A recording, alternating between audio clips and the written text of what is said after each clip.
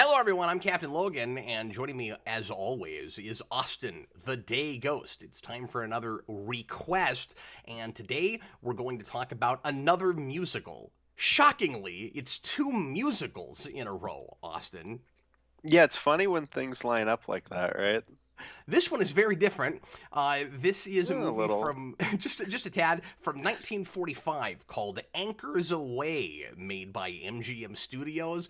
And even if you miss the MGM logo in at the beginning, you'll know pretty soon because it's like a giant advertisement for MGM, and a lot of it takes place on their studios. And anyway, it stars Frank Sinatra and Gene Kelly and a 9-year-old Dean Stockwell, which was one of the things that really surprised me about this movie. Like, I saw his name at the beginning and I was like, was Dean Stockwell born yet?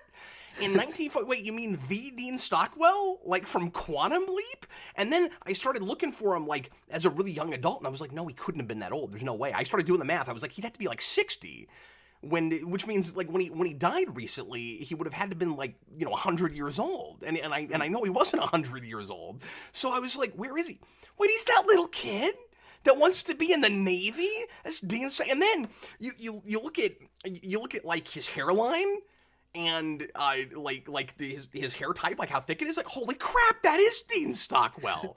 Anyway, so this is going to be a really fun and interesting movie to talk about. I did not understand at first why in the world anybody would pick this for us to review until I got about half an hour in. Then I was like, oh no, this is perfect. Austin and I have to talk about this movie. This is fantastic. And this was requested by Michael Martin on Patreon. Thanks a lot to you. And quick plug, if you want to make a request on Patreon, it's patreon.com/geekvolution. The $15 tier lets you pick a movie or a comic or a TV pilot, and it takes us about, right now, 3 to 4 months to get to it because there's a wait list and there's several people at that tier currently. Anyway, Austin, why don't you tell us a little bit about Anchors Aweigh?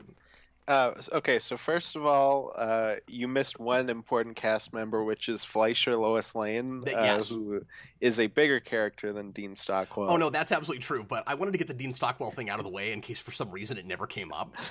No, of course. Yes, she is. So that's what is her name? Catherine Catherine Grayson. Grayson. Thank you. And had you ever seen her in anything else? No, I looked into her and it looks like she mostly did like a lot of Broadway stuff.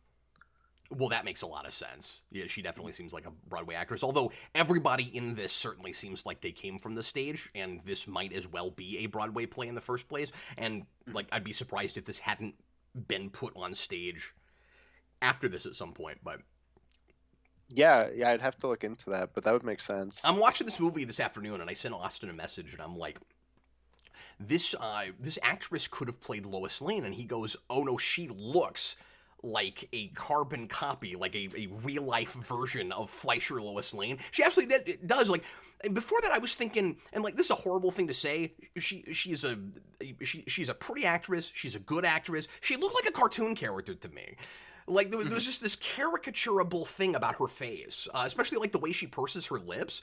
And again, I don't mean to make fun. It's just not a thing I've really seen before. Like, I can see how she became a movie star because she has such a unique, specific look. And I'm like, oh yeah, you could just make her a cartoon character. And then Austin's like, yeah, they did. Like, Yeah. before she No, was famous, probably. Like, Well, I was waiting the entire movie for her to do like the Popeye olive oil arms, where they like wiggle around like noodles. But she never did that. It was weird. but yeah, she looks exactly like that. I was like, oh, she could have played Lois Lane. And then we're getting ahead of ourselves. But then you said, well, Gene Kelly could have played Superman, and now I can't unsee it. Like, he absolutely could have. Yeah, yeah, and then Sinatra's Jimmy Olsen because At least based on his it's a performance lot. in this. Yeah, Because this yeah, is exactly. certainly against type for a lot of what Frank Sinatra would do later, but this is the first of not a like in continuity trilogy, but a trilogy of different unrelated movies at MGM. I think also with Gene Kelly, where Frank Hmm. Sinatra where they have this kind of buddy relationship, and Frank Sinatra is always the kind of shy, unassertive one. Yeah, we used to do that a lot where it'd be like, okay, like take these two people, we're gonna have a contract where you're gonna make like this many movies together, and none of them will be related. Like you're just making movies with these two as your leads or whatever it is. Well, they did that with Mathau and Lemon. Mhm. Yeah, and I don't that's remember how we which get studio the. that was, The Odd Couple, but like I think they did multiple movies like that. Well, and that's like how we get the Abbott and Costello meet like the Wolfman and Dracula and whatnot. Sure. Anyway, so tell us a little bit about the story of Anchors Away now that we've talked about real life Fleischer Lois Lane. Okay, so Anchors Away is about two sailors that they get on leave and they come into LA and they meet Dean Stockwell, and then through him as a little kid because he wants to get into the Navy, and they meet his aunt that he lives with, Aunt Susie, which is Fleischer Lois Lane, and then they basically just try to woo her for Frank Sinatra for an hour and a half until he decides that he'd rather go with a caricature of a New Yorker woman. And then, Yeah, her whole character is I'm from New York, and his whole yeah, attraction to her is I'm familiar with this area. no, I love it because she walks in and she's like, "Look, I'm one of them Brooklyn goils," and I'm like, "Oh my God, this is wonderful! I love this movie." I want to say there's a little more to it than that, but I don't think there actually is really.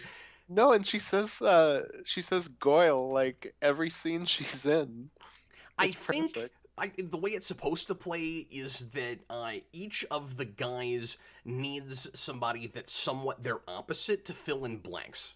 Right, so the woman that Frank Sinatra is originally after, what is her character name? Because I keep going to actors. Aunt Susie. Aunt Susie, that's right. So, and you just said it, but I forgot it for a second. Yeah. So Susie ends up ultimately being. It's really kind of a sitcom situation, right?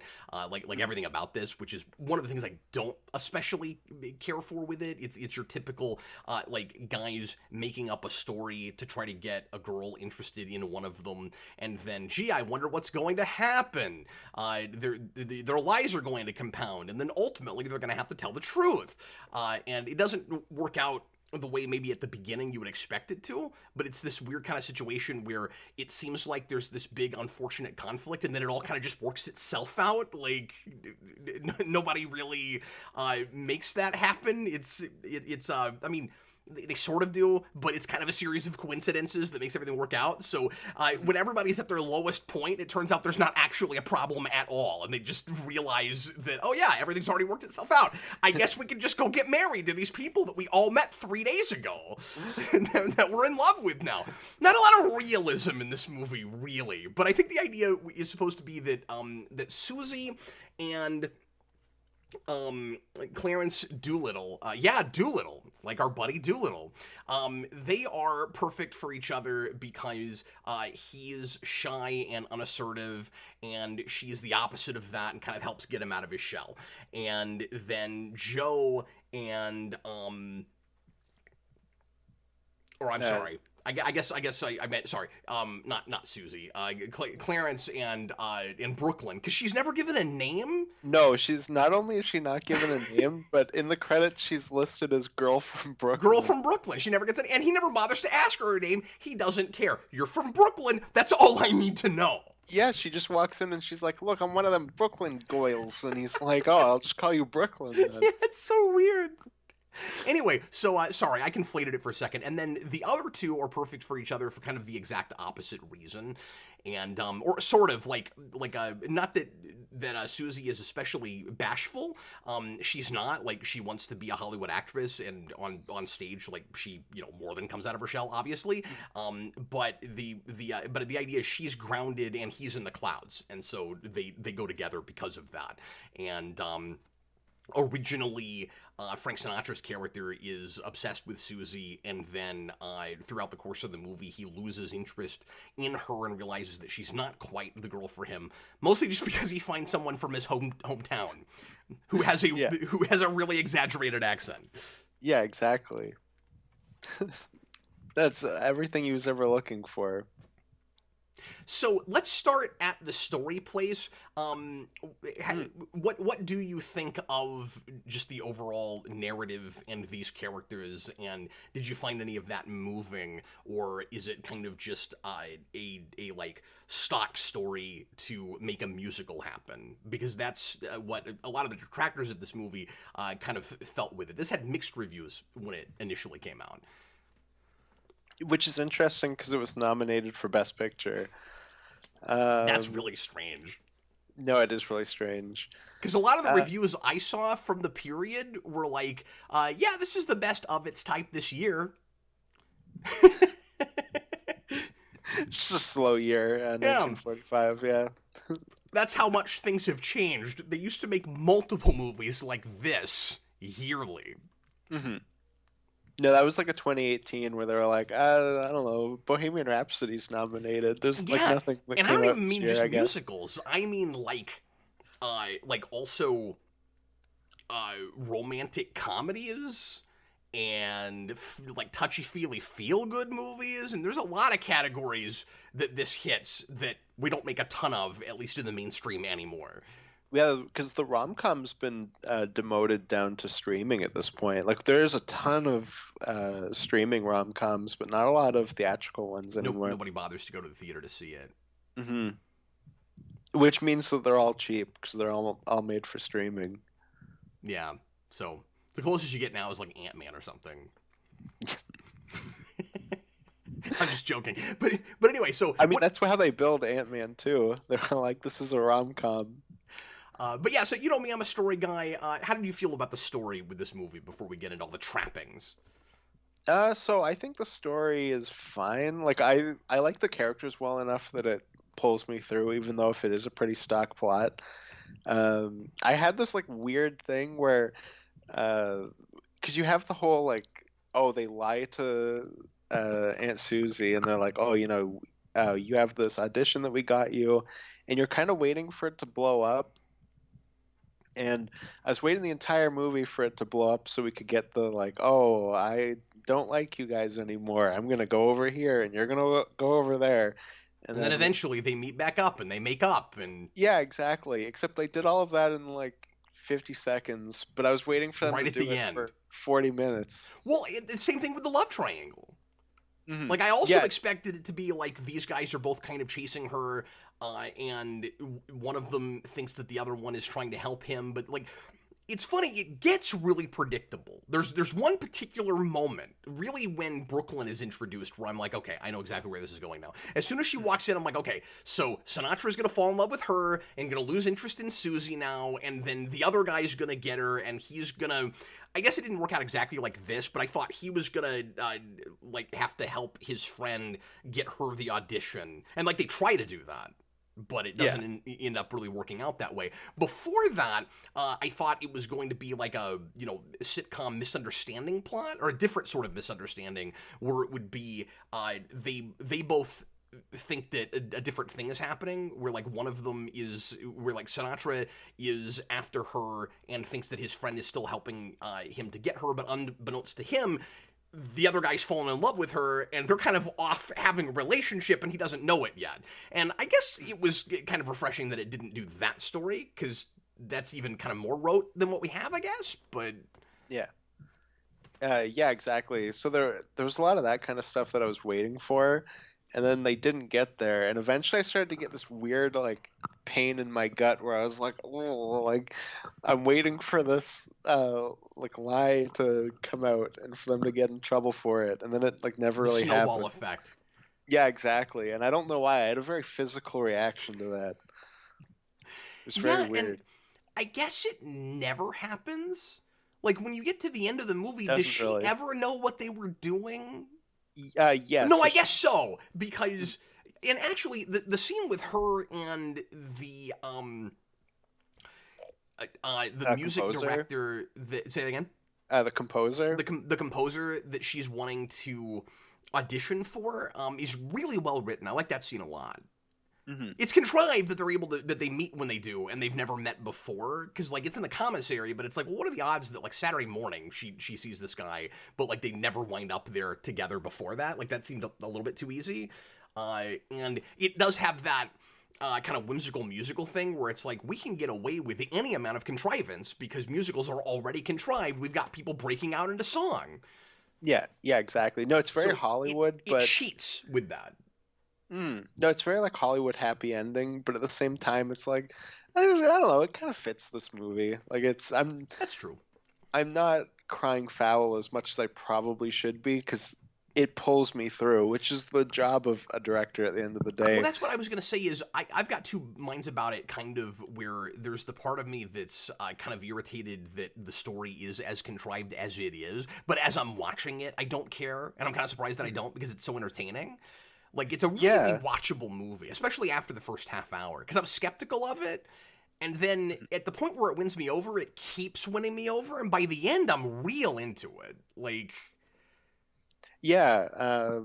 No, I had the same thing. So before this, I went, "Oh, we're doing like a Frank Sinatra movie." Like I'm not a big Frank Sinatra guy. This is probably gonna be boring. And so for the first like yeah like 20 minutes, 30 minutes, it was like, this is probably gonna be boring. Okay. And then it's around when they introduce Aunt Susie that it kind of like perks me up, and I go, oh, okay. Now, obviously, if I rewatch it, I'm going in more so with a mindset of like, oh, I like this movie. It's cool.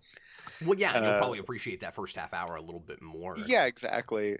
But that was the point where I was like, oh, like I don't know who this actress is, but like she's pretty good. Like, okay. Oh, and like you know what? Like these other guys are pretty good too. And then it like kind of pulls me along, and I get more invested in it. Yeah, and all of the musical spectacle helps a lot. Like it's so well shot and there's a lot of above and beyond. There's a lot of corners this movie could cut that it doesn't. That it like there's just this sounds like such a like novice reviewer thing to say, but there's a lot of effort put into this movie that didn't have to be. Well, yeah, there was a big dance number with I think it's with the Navy guys and Frank Sinatra and Gene Kelly have to do like a Toward the number. beginning where they're bragging about dates they didn't have. Yeah, and apparently Frank Sinatra, it took him like I think it was like I don't was it 8 days or 8 weeks, I can't remember, but it took him like however long to like learn how to do this dance because he wasn't a dancer, and then they still had to do like it was something like 72 takes because they Gene Wow, I Kelly didn't read wanted it to that. be perfect. Yeah, That's like it's crazy. there's so much just like effort like you said thrown into this where they could have easily cut corners. Like, obviously, we'll get to it in a bit, but like you have the big animated segment, and they had to like reanimate a large part of it because it didn't look great. And then they had to go back even later because they realized that you could see the actor's reflection in the floor, but not And Jerry's. it's so good they did too. It's so cool Mhm. they did that because Yeah, that was one of the big things that impressed me about it. Where I was like, in 45, we bothered with the reflection. Like it's yeah. fantastic. It really shows all the extra time they put into that. Mhm. Because it looks way better than it should for this period. And again, we'll talk more about that a little bit later. That's the one scene anybody talks about from this movie, which is unfair because there's other really impressive things about it. Because the other kind of whimsical, like well, I don't want to say fever dream, but like imaginary moment that or scene that Gene Kelly's character has is also really technically impressive for different reasons. And I expected cartoons to show up there too, by the way, and then they didn't. But Mhm. he's Yeah, like for sure. Zorro sweeping the girl off her feet. Yeah, no, that's really cool too. And with the animated spot, I read up that it took them like 2 months to animate that, and it cost $100,000. Like they definitely, you know, threw everything into that. Yeah, and that doesn't sound like a lot of money in today's movie budget, but the whole thing was a $2.5 million movie. So I mean, that's a big Yeah. chunk of change for your Well, whole and plus movie. inflation, so it's like Well, no, of course, yeah, but I'm saying even just like within that budget, like 100,000 versus the no, of course. 2.5 million, like that's a big sequence. I mean, it is their one special effects sequence. Yeah, no, that's like the big, okay, everything goes into this section, and obviously the Zorro bit too. Yeah, where To a lesser you said degree. the one stunt. Yeah, yeah, because that stunt's crazy. He like swings off of a like a, I don't know, curtain thing, but like the Across way it's shot, buildings? yeah, across the building, and the way it's shot, it's like one movement, and like I don't know where he could be wired on. It's crazy. It looks really good. It looks like he was just on that curtain and that's all it was. And it's like, Yeah, was it? exactly. Was No, it that looks all like he he had? literally just did that. It's Like, crazy. and I agree with you. I don't think it could have been, but it looks like that's what it was. Yeah, yeah, because there's no way they would have actually had like a stunt double do that. I would hope, I uh, also couldn't but I tell can't see it. if it was him or a stunt double, and it probably was a stunt double. It was shot far enough back, but like they did a good job of masking it. If it No, wasn't they his did. face, I just assume it was a stunt double, but they do I do a didn't. good job. I mean, I didn't like pause it and try to look real close at the face, like I will sometimes do with stunt double stuff. But I was watching it on a relatively large screen on a projector screen, and like it looks really good large. Oh yeah, I bet. This movie overall looks really good. This is one of So I'd those have to that imagine now that I've seen it, if it was replaying in a theater, I might consider going. I would like to see this in a theater. That'd be a lot of fun. And like take the family. So yeah, let's talk about the animated sequence because I know a lot of the folks that'll bother to click on this. That's probably the main thing that with us talking about it, especially with the pop culture connections and cartoons and stuff. People would care to hear us talk about because of course I'm a big Roger Rabbit fan and have done a review and commentary on that movie. There are an interesting number of Roger Rabbit connections, not just the fact that both of those movies have live action and animated elements put together, with this just the one sequence. And this of course isn't the first thing that did it, and it's it's not the earliest example, but it's an early example. I don't know when Three Caballeros did it, because I don't know when that comes out. That's Disney. Is that like Sure. just before, just after this? I'd have to look that up. But also the fact that it's about Hollywood.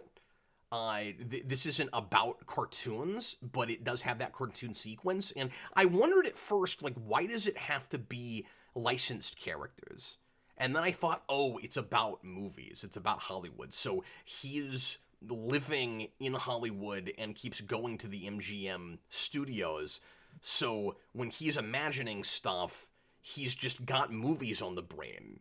And what Well, I plays think it's before supposed to be movies? how the kid interprets Cartoons. it. Say again. Said, well, I think it's how the kid interprets it that it's the cartoons, right? Is that supposed to be the idea? I wasn't totally sure. Because you have the kids like brain. I guess you are in up. his head and not.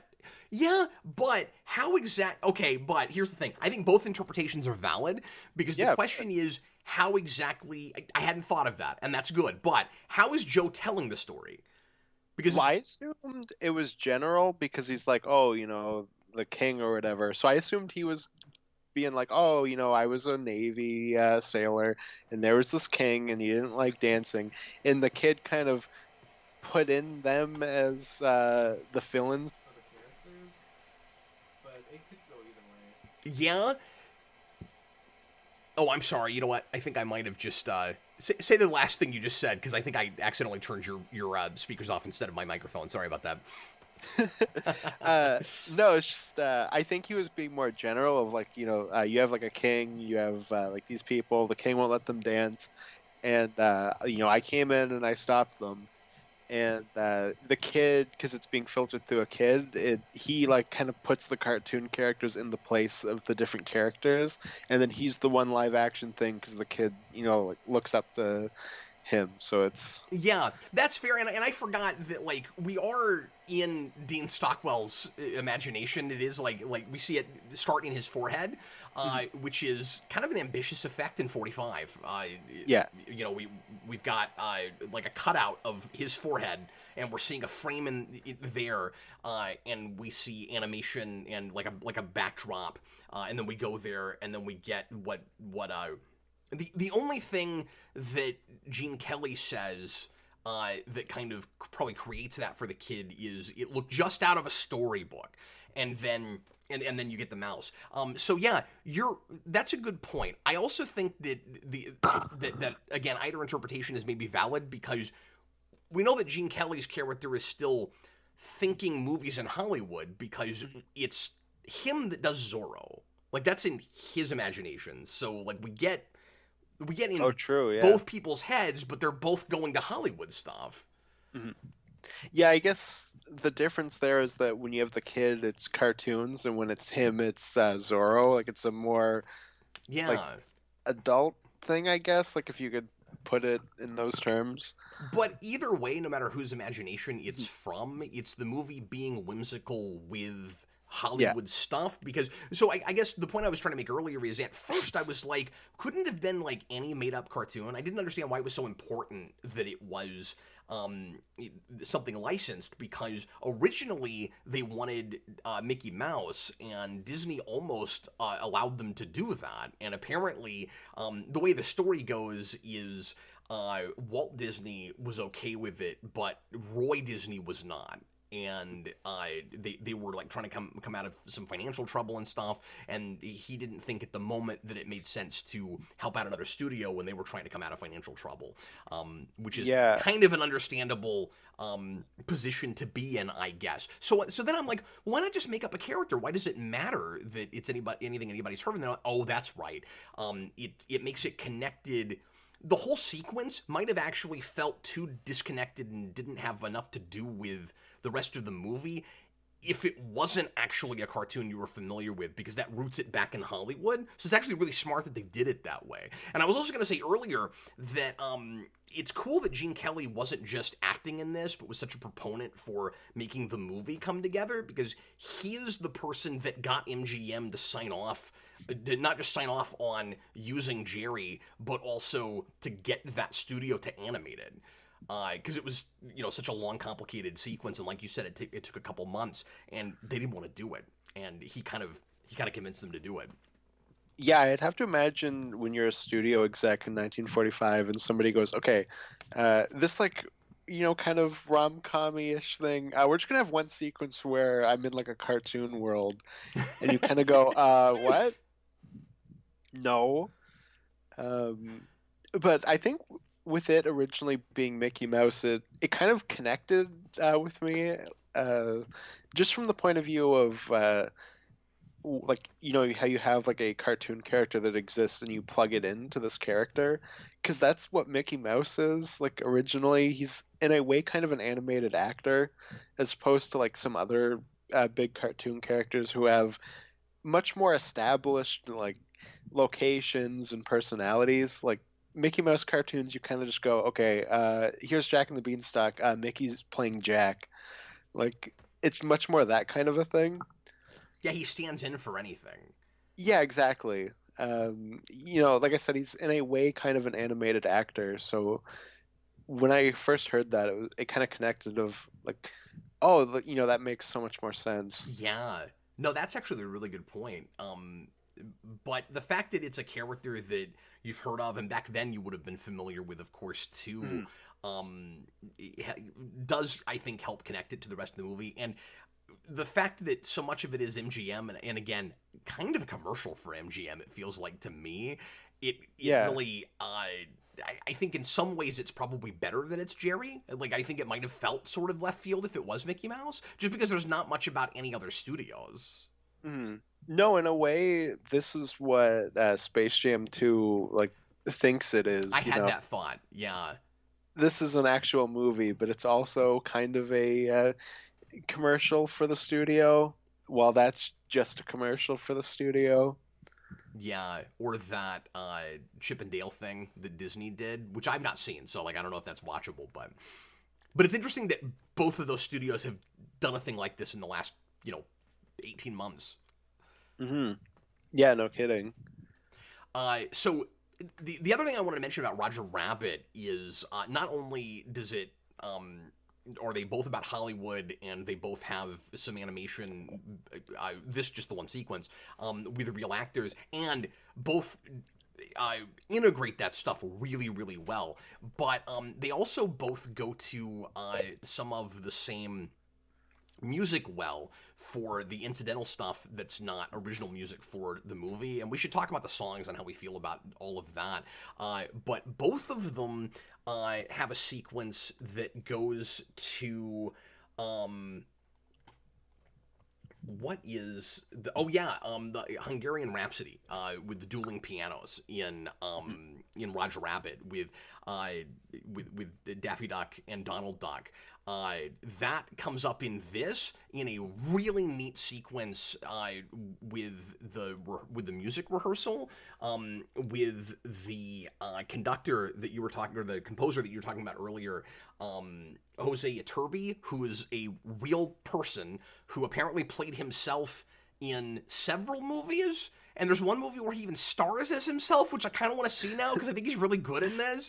And anyway, there's this great scene where he's conducting a bazillion pianists, like piano students, and it's all in one room that's tiered that has all these pianos, and I think it's some of my favorite cinematography, Austin, in the whole movie. Like the way that shot is really neat, where they like go across all the pianos and like above them, and again above and beyond. Like they didn't have to work that hard about shooting that scene, but it's awesome. Anyway, that's the same song that we do the dueling pianos thing with Donald Duck and Daffy Duck in Roger Rabbit, and then there's another connection with Daffy Duck, where the song from Duck Amuck is at the beginning of this movie.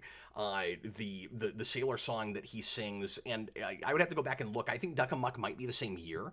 I can't remember, so I don't know if he's doing this movie or if they just happen to both go to the same material. But Duck Amuck is like one of, if not the most famous Donald or Daffy Duck cartoons, and it's the one where there's the animator that keeps changing everything on him.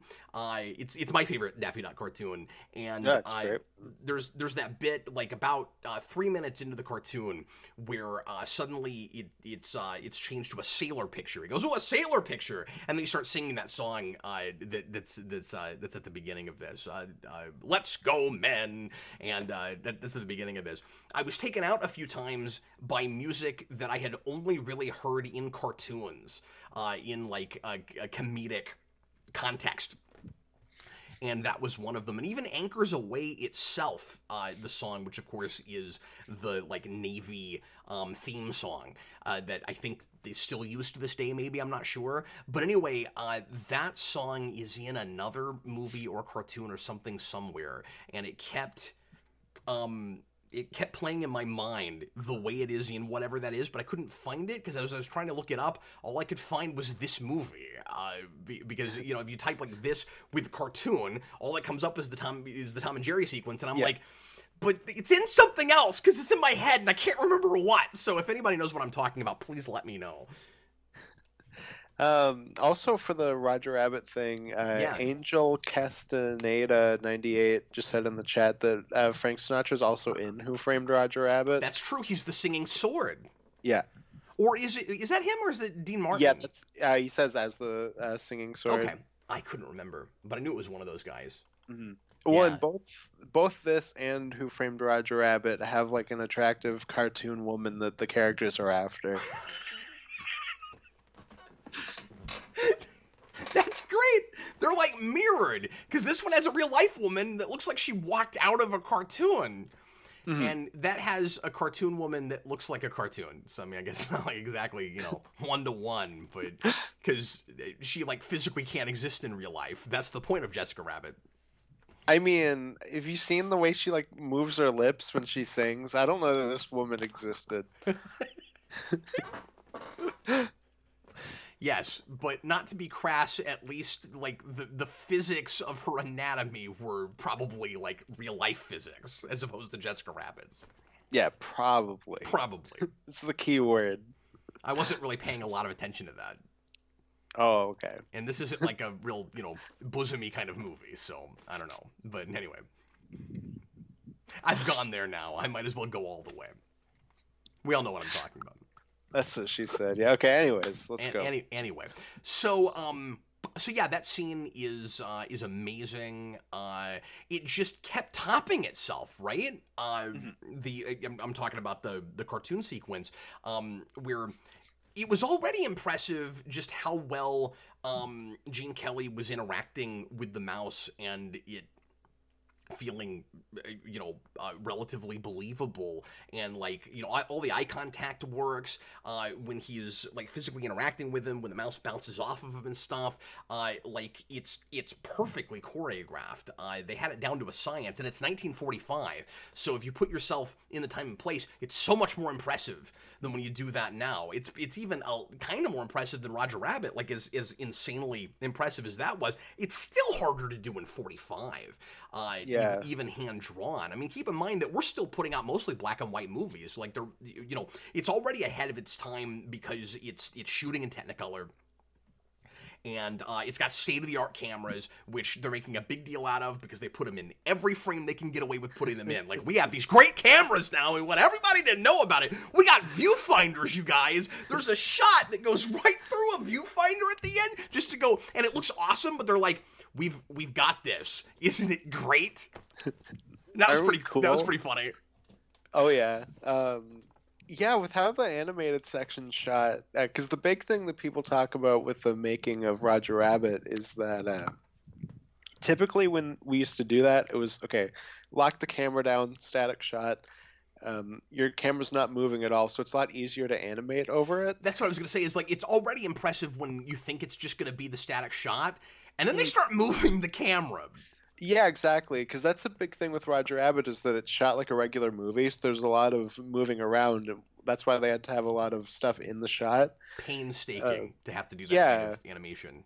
No, like complete hell.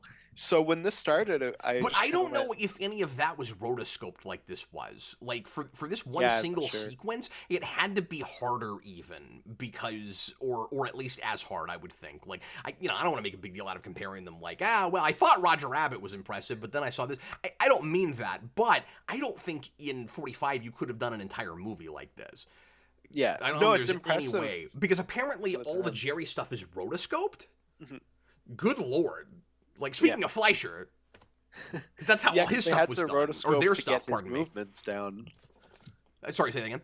I said they had to rotoscope him to get his movements down in order to have Jerry like perfectly copy what he was doing, because he's not doing like basic movements. Like he was pretty crazy in the choreography. Well, that's one of the things that's like Roger Rabbit too, where it's not just that it's an animated character. He's being a cartoon. He's doing the impossible cartoon physics stuff, and it's also like really charming and funny too. Like it's not just on a technical level. Like I was really with it. The bit where they like. It's real dancing, and then suddenly they get ridiculous, and the dance is just, we're bouncing back and forth, and then eventually Jerry stops bouncing, and then he's just floating up in the air? Yeah, he's just floating, and then Gene, well, all the other Genes are in my head now, not Wilder, not Hackman, Kelly is still doing this, and it's really funny, and then he grabs Jerry down. It's great.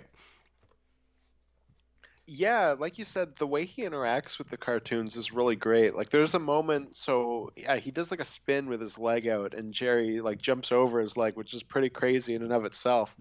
But then he jumps on Gene Kelly's leg and spins around, and Gene Kelly throws him up in the air, catches him, and then like throws him down his leg. And I don't know, like I kind of bought that he existed. Yeah. If you've never seen this movie, go on YouTube and find that sequence, because it's uploaded in nice quality, and it by itself is a piece that works, which is neat because it kind of, Austin, I just thought of this, it kind of works as a cartoon in and of itself. You almost don't have to see the rest of the movie to appreciate it, which is probably why a lot of people only know this from it, because a lot of people probably looked at it, and it as a cartoon has a beginning, middle, and end, right? Like because it's a story that he's telling, and you go through the full story. Yeah, and like in the context of the greater narrative, you can kind of see later a little bit of why he told it. Although I think that in unfortunately, it's actually one of the most expendable sequences. Like you could cut it out and you still have a movie. It's just not as No, technically impressive without it, but like it doesn't inform his character enough to where you have to have that, right? And it's one yeah. of the better songs. It's probably my favorite or second favorite original song in the piece, but it doesn't actually do all that much to progress the story. Like you don't have to have Yeah. it. No, this is a spot that takes your like your idea of like you gotta kill your baby sometimes and goes, no, I can still have it. Like this is the best part of the movie. Like Yeah, I get to keep this. that's And you what go, yeah, like it is kind of worth the price of admission. Like this I it can't is. fault them. This breaks. No, the whole movie is worth the sequence, but I'm also saying you can watch the sequence without the movie. But No, I'm of also saying course. watch the movie because the whole thing is worth seeing. But it really, you're right, breaks my rule of and it's that you can make anything work thing, right? Like Yeah, of it course. it breaks the rule of in an action movie, the action scenes need to progress narrative, not the other way around. The narrative shouldn't be there just to facilitate those scenes. Same thing with a musical. You want the story, or at least the ideas or characterization, to be progressed and furthered by the musical numbers. That is not always done in this movie, and I very often don't find myself caring. And when I get to the end of it, like I get what it's about. The story is, like some reviewers said at the time, a little bit thin. It is kind of a 16-bit video game. To some degree, the story is there to facilitate the spectacle, the musical numbers, the dancing, the really impressive cinematography and choreography, and I usually am not a proponent of that, but it's just really entertaining. And that's more of what it's about. And so I'm more okay with it in this particular context. And again, it's not to say that there's no story, and I at least liked these characters well enough. So it's not a complete disconnect between those things. But I'm surprised to say I did not care that it had that. Yeah, no, absolutely. That's what I had as well. Where this isn't typically the type of thing that I would like, but it pulled me through. It's also weird to say that while it's the spectacle of it, like I said, is the main reason to be there, and it's really technically impressive, not just with cinematography and everything we talked about, but like it's really outstanding in the music department. But I'm actually more impressed with it in scenes with music that it didn't invent, weirdly. Like, the best scenes musically in this are, like, the scenes with the real-life conductor conducting music that pre-existed. It's just, like, technically well-achieved. And that piano scene with the 35 pianos that I mentioned earlier, the opening with the Anchors Away song and the Navy band doing all of the like shapes and stuff, like all of that I actually found somewhat more engaging and impressive than the kind of typical like Broadway theater musical numbers, and none of them are bad. Few of them are memorable. Yeah. Like, it's all technically better achieved, and I would say this even about the script. Like, the execution is better than what's on the page and elevates the material a lot. Like, what's impressive about this is the actors and the directing and the singing and the dancing. Not even necessarily in a lot of places the original stuff that they're dancing and singing to. Yeah, a lot of the music didn't do a ton for me, like the singing, but it was fine. Like it wasn't bad.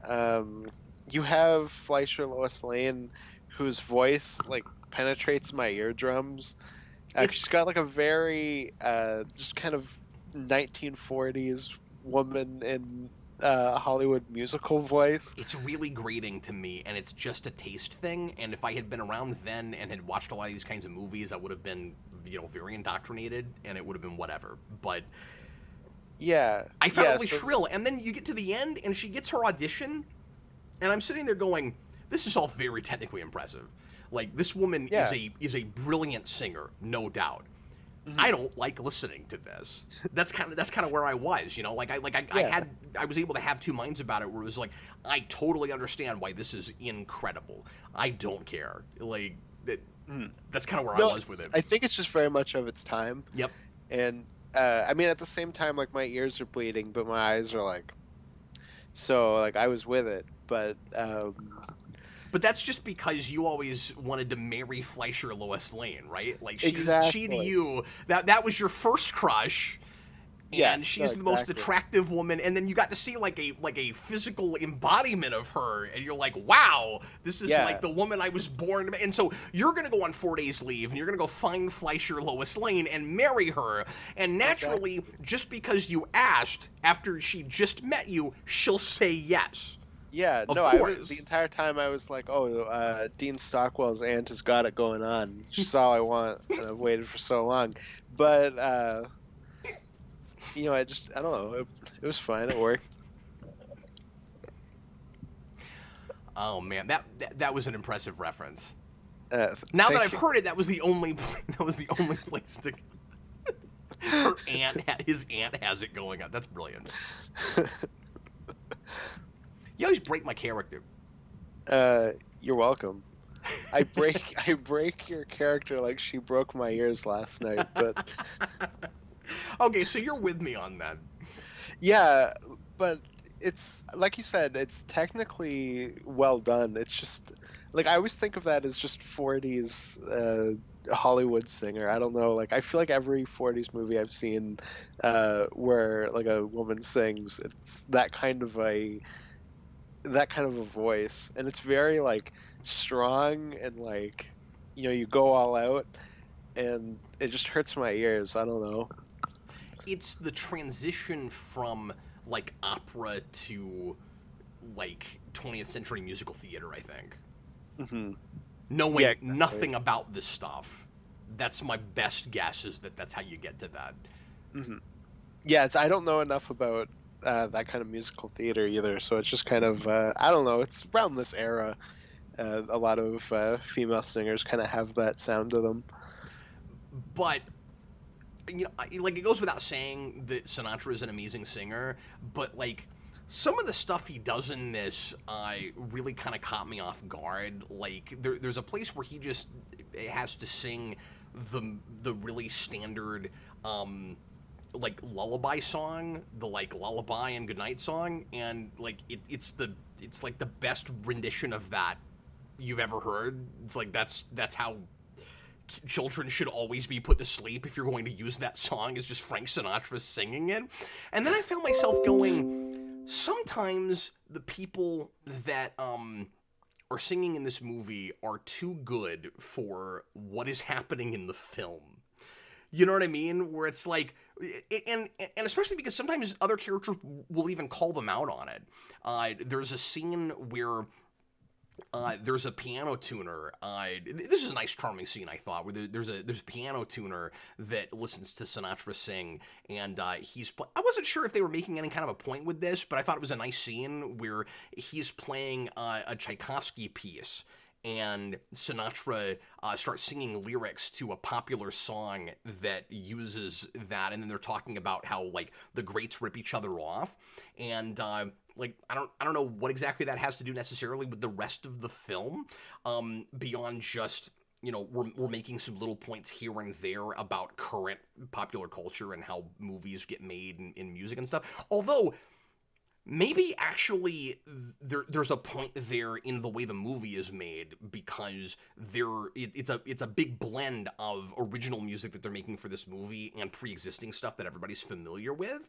So maybe they got that scene in there just to say, like, you know, we're not ripping people off, we're building on stuff.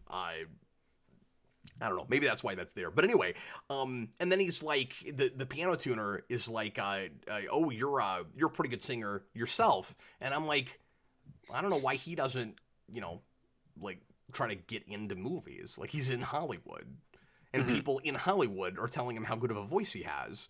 And he's in it's that thing where everybody's breaking out in a song in a musical, so they have to have voices that are good enough for a big Hollywood movie, but they're also in a movie about big Hollywood movies. So they're all movie stars, most of which that are not allowed to be movie stars in this movie, where everybody breaks out in a song, and then sometimes people notice that they're good singers, and sometimes it's just everybody sings. And it's inconsistent about that, but all of these things are. And, like, you know, it breaks my brain to some degree sometimes with these, but, like, you know, like, you get the scene where they're trying to make up a song. And, like, it's too good. Because it has to be. Yeah, well, and that was a place where, because of the two movies we watched back to back, it was awkward. Because the second they go, oh, we're going to make the song to, like, show this guy how bad Susie is so that he'll leave and, you know, we can get with it. You were just waiting for them to get to the piano and be like Dean Stockwell's aunt is a B word? Yeah, I was waiting for them to be like, oh, Susie's a bee, she's a big fat bee, she's a stupid bee. And I was Somebody needs to edit that together. Yeah, and I couldn't stop us. laughing. And then obviously funny. They sing their own song, which kind of goes pretty far for like a song in the 40s, I thought. It does. There's some risque stuff in this relatively for this period. There is. In a way, I was kind of surprised. Like, even Gene Kelly's character has like a woman that he like sleeps with when he comes back from base that's very like casual, and he's like, yeah, you know, I show up, you know, we do things, or I don't show up and we just move on. And I was like, oh, that's kind of surprising. And then in the song they sing about Aunt Susie, there's a line about how you take her out for dinner, bring her back at 10 o'clock, and the next guy's waiting. Yeah. Like, huh. Because they're trying in that scene, in case you haven't seen it or it's been a while, they're trying to convince a guy that she's going to go out with because Frank Sinatra's character wants to date her, that she's promiscuous and has slept with everyone in the Navy. And they convince him of that, and then he leaves, and then it kind of turns the knife because you find out that the only reason that she was going out with him was because he had an in to, I keep forgetting his name, Iturbi. Mm-hmm. And that's when it occurs because he's an idiot and he just does whatever comes to his mind at first and then deals with the consequences later. And by the way, never really learns from that, I don't think, but I guess the idea is supposed to be that by the end, like, when Joe gets with a woman that will ground him, so maybe he'll stop being stupid and doing that kind of thing. But that's kind of the sitcom plot where he's like, oh, don't worry about that guy, because we know a Turby and we already got you an audition. It's Saturday at 11:15. And I'm like, what could possibly go wrong? What could possibly go wrong? Exactly. But anyway, so that's the setup for that song, and they lay it on too thick and they go too far with it. That's probably my second favorite song. Like, I don't like the situation that much, but I thought the writing in that was really clever. Where they go down the letters and like each one stands for something like promiscuous, and I forget what was it, like S stands for, what was it, like not sensible, what it was, like stands for something because she isn't that. Yeah, I can't remember off the top of my head, but I like that when they find the lyrics because again, it's like S is for, and then Frank Sinatra's like, oh, like it was this the first. It's just that in the first, yeah, because it's SUS. When they get back to that, it stands for the same thing. That was really funny. Yeah, no, that was pretty funny. I'll find it.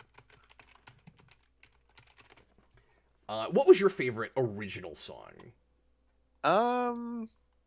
It would probably just have to go to the song that he sings when he's hanging out with Jerry, I think, because like I said, not a lot of the music really jumped out to me. It was fun. But then my second would probably be the Susie song. And okay, so we're in exactly the same place on that. Yeah. Sorry, I'm looking for the lyrics here. No, it's okay. I think it's something about Susie's a bee, she's a bee. Something like that. I don't know. I was really surprised they got away with that in 1945, I gotta be honest with you. No, it was really weird. And then there was that part where she says that she's like an uncle something or other. I can't even remember the exact word, but it was very Uncle weird. Fisher, I think. And Uncle it seemed Fisher, seemed like a euphemism. Yeah, it's really maybe. weird to be like, you're an Uncle Fisher. I'm not finding the full lyrics. Like I keep finding Oh, sets of lyrics that are leaving that out. Oh, there it is. uh, There it is. Angel Castaneda 98 just put Sincerity. yeah, he just put out the spelling thing in the Oh, chat. oh, thank you. Appreciate it. I actually just now found it, but I appreciate it. Michael Martin, a million years ago, put in a $5 super chat, and thanks a lot, man, because he already paid for this request, and really nice of you to do that. He just says thanks for reviewing, glad you enjoyed it. We did, and we were surprised by how like relevant the stuff we talk about on the channel this was, and this just felt like a thing we really ought to talk about. So I'm really glad it came up, and that I was forced to watch it because it would have been totally off my radar, and I would have never thought to look at it. By the way, if you've not seen this movie, it's on HBO Max right now. Hmm. Yeah, and I'd never even heard of this movie. Although, you have the Navy scene early on, and I went, huh, like just musically, this is very much the type of thing that Seth MacFarlane is clearly a fan of. Oh yeah, I'm glad you brought this up. And then, 'cause when I was a kid, this came up on After Dark, but I haven't talked about this on the channel. I used to be like a really big Family Guy fan when I was a kid, and then I grew out of it. Um, but the first thing I could think of was the segment where Gene Kelly dances with Stewie from Family Guy, which is the Jerry scene in this movie. They just put Stewie Griffin over Jerry. But I like called that's what the movie was like in the opening song. And It so was you were really shocked weird. when you found out that there was like that whole sequence. Yeah, so when it happened, it was like, oh man, that's what this is. Okay, that's cool. Yeah, there's always at least one person in A these bigger streams. fish. There's always at least one a bigger Uncle Fisher. There's always there's, you've corrupted me. There's always somebody that pops in these streams when we're reviewing like more obscure things that we're not familiar with. That like knows it to a T and brings us a lot of information, and I really appreciate that. I don't know how it always works out that way, but there's always an expert in the chat, and this time it's Angel Castaneda.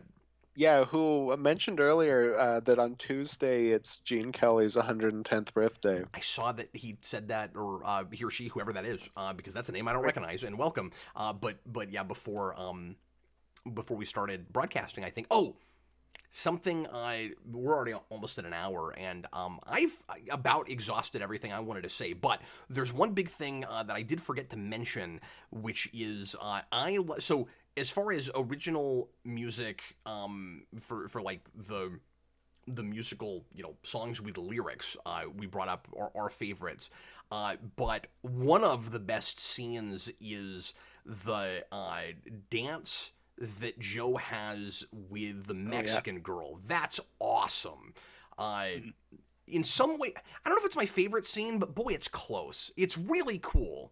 Mm-hmm.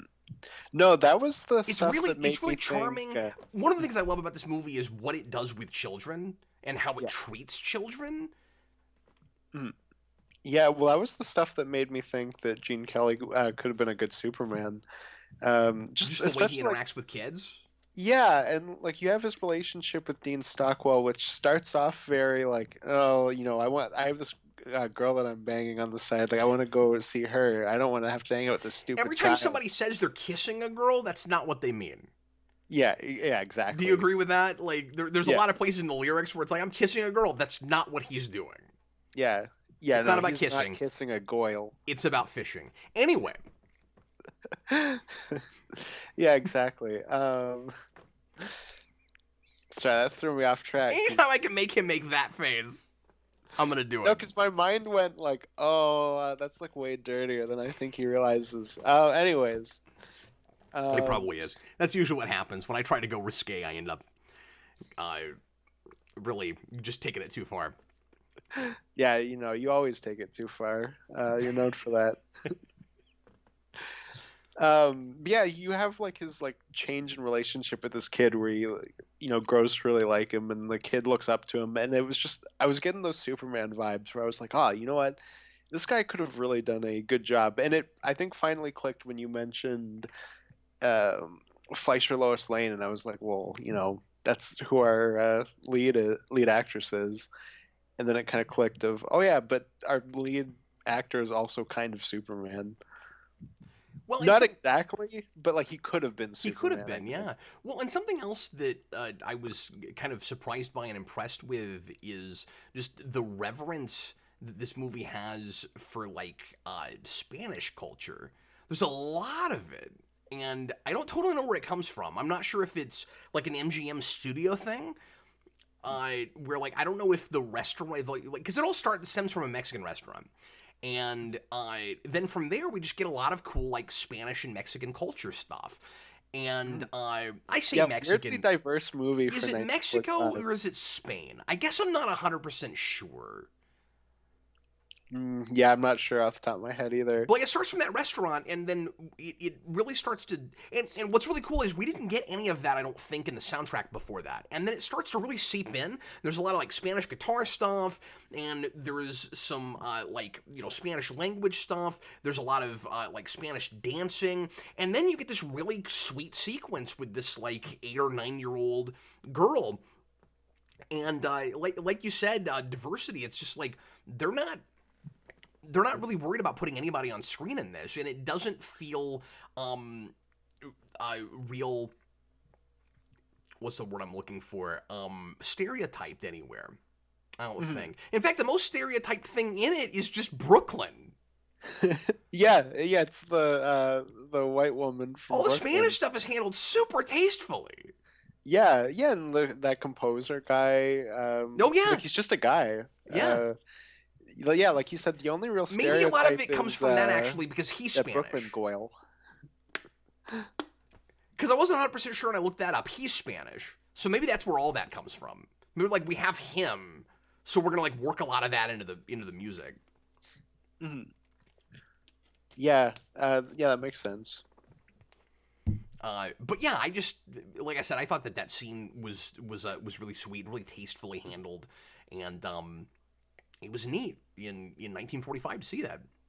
Yeah, and that's another scene that you don't really need. Like you could cut that out, but No, but it's one of it's my a favorite nice charm. scenes. But it's a nice charming scene, and you also don't want to cut it. I was thinking about You this know why today. you need it though?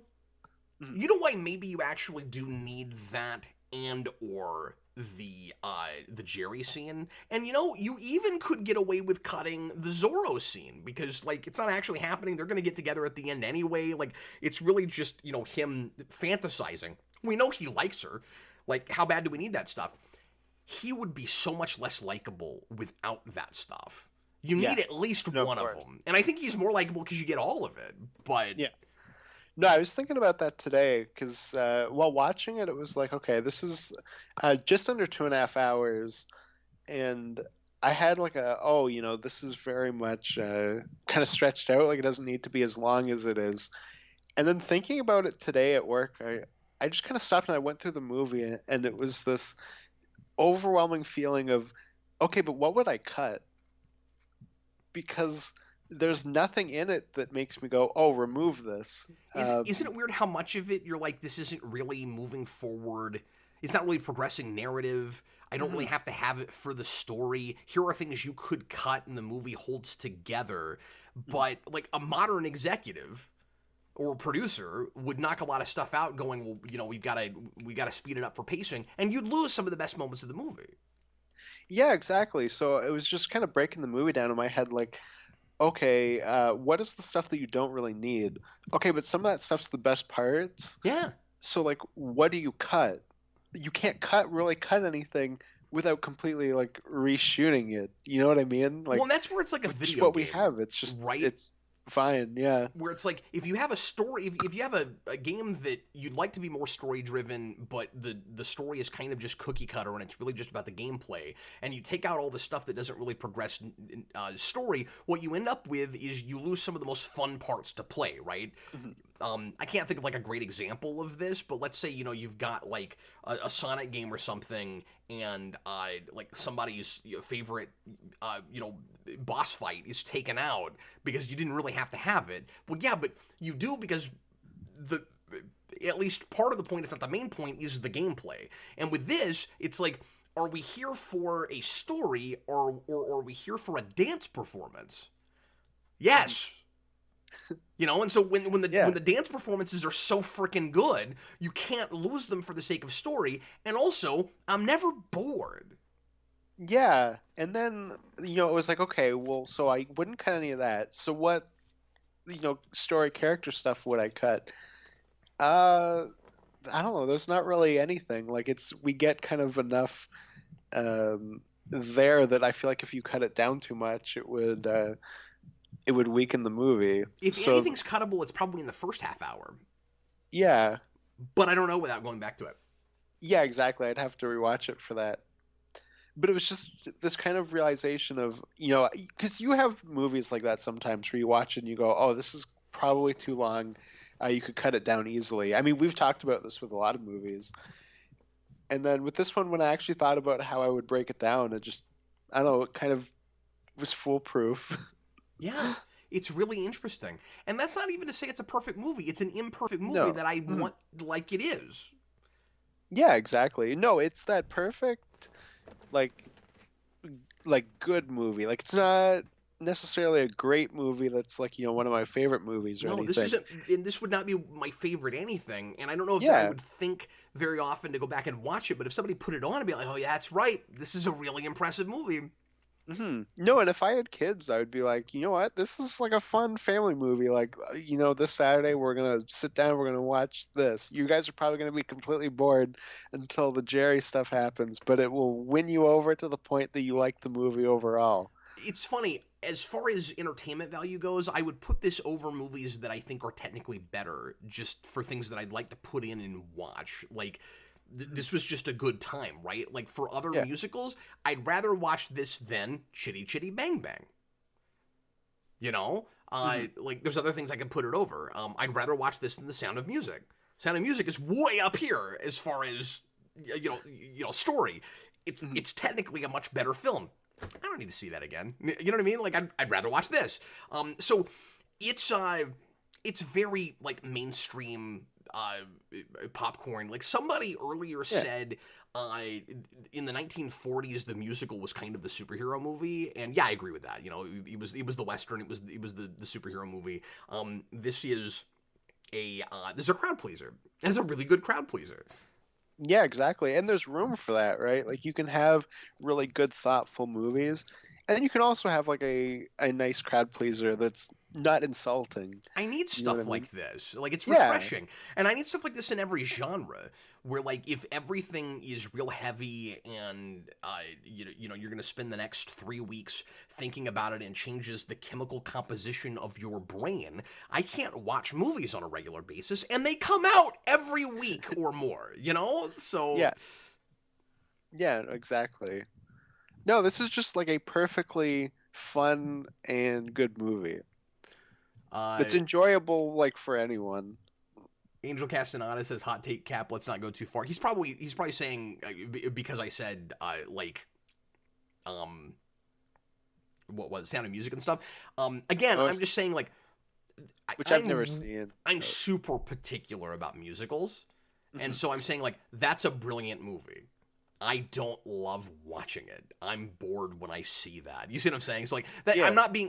I'm intentionally trying to be as not hyperbolic as possible. I'm saying that's a way, way better movie. I'd rather watch this. That's just a taste thing. Like, No, that is and that is, by the way, Jason's favorite musical and one of his, like, top 5 movies of all time. Like, he's a huge fan of Sound of Music, and is still angry with me because I got to go to Germany and see some of the places that movie was filmed, and he wasn't able to come with me, and he's still mad about it 5 years later. That's been almost half his life. Yeah, no, I'm glad that we did this when we did because I also yesterday I was at work and I was reading about how WB is making a remake of The Wizard of Oz, and You also said they're making 2 of them at the same time. yeah, that's what I was about to say. So Warner Brothers themselves are making one, and then New Line, who is under Warner Brothers, is also making their own separate remake of The Wizard of Oz. Um, but I was just in a mood for that movie, and then immediately had to jump over and do another MGM musical from just like a few years later, and they're not very comparable, but it did kind of scratch some of those itches that I had in that moment. Yeah, that's interesting. No, I really, That's also a better movie, but I that's really not. thought coming into this, before I saw more than the first like 20 or 30 minutes, that this review was probably going to be very short and was going to be Austin going, I was bored, it was fine. And me Yeah. elongating it to make sure that the requester got a good video. And it was really worth watching. And it was fun to talk about, too. Hmm. Yeah, exactly. No, it was a fun little movie to talk about. I'm glad I watched it because this is not something that, like I said, I didn't even know that this existed. So, And I knew about the Tom and Jerry sequence because people had told me about it. And I think when I did Roger Rabbit, people sent me that video. But I didn't remember the name of the movie. I didn't remember where it came from. I didn't even remember, what actors were in this. And I didn't know that it was a Sinatra thing. And I don't think I'd ever seen Sinatra act, which is part of why I was really impressed with this because he was yeah, same playing here. he was playing so against type. And yeah, I haven't seen him act, but like I know what his personality is like, and it's like a 180 from this. And in some ways, he totally disappears. I think even the way he's singing, he is subtly doing something different than he usually does because he knows what kind of character he's playing. Now you can hear like hints of Sinatra in his voice, but it does sound a bit different. Yeah, it is I totally had that different. thought too. And he does a brilliant job, I think, of I just really like him in this. He does a really good job of balancing like charisma with bashfulness. So like I always buy that he's a shy character, but he also owns every scene he's in. Like it's really impressive. I don't know how you do that. I don't know Yeah, 'cause it's like how do a you have so much screen charismatic presence, incel. but you're like the actor is real present and we can't take our eyes off him, but the character is invisible. And I Yeah. buy both of those things. Hmm. Yeah, no, no, he's like a charismatic incel. Like he's just this guy that like the entire time is like, oh, I wanna be with this girl. I'm so nervous and scared. Now I don't want to be with this girl. I want to be with New York. I wanna be with this goyle over here. Does it She's walking over here. anyway? So yeah, this was delightful. I'm really glad that we talked about this. It was a lot of fun. Mm. Yeah, no, I'm glad. Thank you, Michael. Michael Martin. Yes, thank you for this. It was quite good. Okay, so it is still request month because the month has not changed yet to September. Austin can't be with me on Friday, so I'm going to be going solo for a request, and it's going to be another recent one. Going to get a little bit more ahead on these. So for requesters, you're welcome. The next one is a comic. I'm going to be doing Jeff Loeb's Spider-Man Blue, which I've never read. And I'm looking forward to finally looking at that because I like to read all the color books at some point. Like I've read most of, Yeah, if not all of I've Captain heard America all of White. them. I can't remember. I've heard they're all like pretty good, Yeah, and some of Loeb's best work. I've just never read any of them. yeah, because he's. I don't even know if I can say hit or miss. I think most of Loeb is stuff that like reads okay first time around. A lot of it. I mean, some of it's just nonsense in the first place, but like like ultimate stuff. But like especially that. But like some of his stuff, like Long Halloween, is really important and pivotal, and you understand why it's influential. But it kind of breaks down when you start thinking about Hush is that way. But the color books seem to hold up better. The ones that I've looked at. There's another one I read. I can't remember what it was. Oh, Daredevil Yellow I read years ago, and I remember liking that. Yeah, I've But heard Daredevil Yellow, Spider-Man Blue, and Hulk Gray are all really good. so I'm sorry to leave you out on that, but it was the next thing on the list, Oh, and it's okay. um, I Is what it is. I tried to get one of our other comic reviewers on with me, and everybody's kind of busy that night. So I was like, well, I do a lot of comic stuff solo. I'll just tackle it on my own. So Spider-Man Blue for Friday. That could change, I guess, if somebody else decides they want to pop in that I work with on the channel. But I think I'm probably doing that on my own. And then next Wednesday for our regular show, Austin, you and I are going to be doing another comic review, and this is a request from Matt Bat, who asked us for Wonder Woman Dead Earth, which I know nothing about. Yeah, I don't know anything about that. I've read very little Wonder Woman, so that'll be interesting. Well, now you're going to read this much more, so strap in. I don't know anything about it. I don't know how long it is. I don't know if it's a graphic novel or a miniseries or what. I haven't looked into that at all. It's just the next thing on the list, so. Either way, it'll be better than Wonder Woman Earth 1, so I'm sure it'll be good. Angel Castaneda, again, thanks for all your interaction tonight, man. Cap, I have been watching Marvel Mania. Thanks. Is there a chance to bring it back for Phase 3? Yes. We give it like 3 weeks. He needs more movies. Yeah, we need a little bit more material before we can do another one. So give me like 48 hours, and we'll come right back. Yeah, with exactly. That. There'll be like 50 more movies. You'll be good.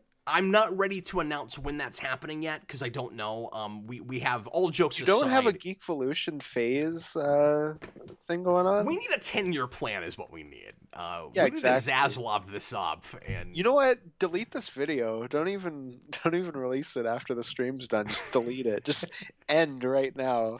Now, there's not enough production value with it. I need to spend a couple of grand on something before I action it, I think. Yeah. Okay. So basically, well, not that I spent a couple grand on this. Basically, Batman Year is my Batgirl. Like, I made several videos and then I just axed the whole thing. I should toggle all of those unlisted so nobody can see them now. It's done. What I should have done is made a whole Spawn Year sequel and then not released it. Made every episode and then nobody gets to see it. Yeah. No, it just gets deleted. But yes, Marvel Mania will almost DJ certainly will leak it. We'll almost certainly get another round eventually. We were gonna wait probably a couple of years and let them mount again. And the big question right now is: are we only doing movies, or are we also doing Disney Plus shows? Because originally, when we were liking WandaVision, we were thinking, oh, you know what? Maybe we'll just go ahead and add in the Disney Plus shows. We can do the Marvel Manias a little bit more often. I think there's going to be a lot less interest for that than I originally thought there might be, and now I'm kind of back to it's probably just movies. It's probably not also the TV shows, because I think we're going to look back in history and they're not going to be as relevant and important to people as Disney wants them to seem. So maybe we'll make an exception for one or two of them. I don't know. But what were you saying? I would wait till so that your last one would be like Secret Wars. I think by that point you'd have like a pretty big bulk. Do like what we did with Endgame, where you basically wait until the last really big or a really big major thing happens. I mean, I think we had like some X-Men stuff and things we had to do after that, and I think the next Spider-Man movie was there, but by and large, we quit in a really major place. Well, and a big part of that too was that by the time you guys were finishing, stuff had come out on DVD. So, which I mean could happen with that. But now everything Marvel is owned in one spot. So, Shannon Knight says a Marvel Mania for a full show seems like quite the feat. Well, we weren't going to do them as a marathon. We were going to marathon an entire show. We were going to do them episode to episode, or maybe like a couple episodes at a time. And I don't think I want to right now. Because I think it would be. Not to put too fine a point on it, I think it would be too depressing. I mean, I think we would be bored with some of it, and then a lot of it, we would just be complaining constantly. And there might be some of that with the movies, too, because, it's all a mixed bag. And DJ and I are going to be in more different places this time than before. We're we won't align anything as much as we used to, I don't think. But that might be interesting, too, so I don't know. Anyway, didn't mean to spend that much time talking about that, but... Mm-hmm. Anyway, thanks a lot for watching. This has no longer been about the topic for the last 10 minutes, so my apologies for that. But anyway, thanks everybody for watching, and we will see you again next Wednesday. Once again, if you are interested in putting in a request, just understand that there is a wait list, because there's always interest, and super cool of everybody that has participated in this ever and that is currently participating. But patreon.com/geekvolution, the $15 tier, you only have to subscribe to that for 1 month to get your movie on the list. If you want to stay there, you'll stay in the tier. We'll keep you in the rotation. And again, every 3 to 4 months, you'll get a review, and up to you how long you want to do that. Thanks for watching. We'll see you again real soon. And I'll be back tomorrow night for Captain Logan show at 8 o'clock Central. So pop in for that if you happen to be around. And in the meantime, I was Captain Logan. And this was Austin. The Day Ghost. There's no music That's- playing. I know. All right, see you later, folks.